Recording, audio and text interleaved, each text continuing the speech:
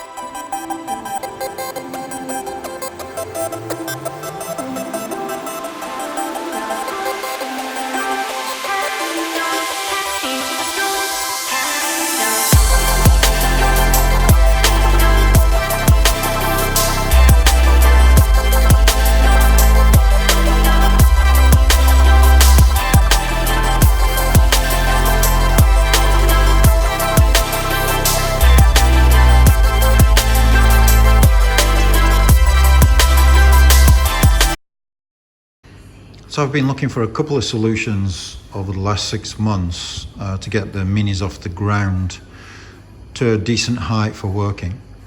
And I found this freestanding hydraulic system that works on domestic 230 volts, so it doesn't require any additional circuit boards. It's portable, you can move it around, and it lifts the mini to around about 1.2, 1.3 meters.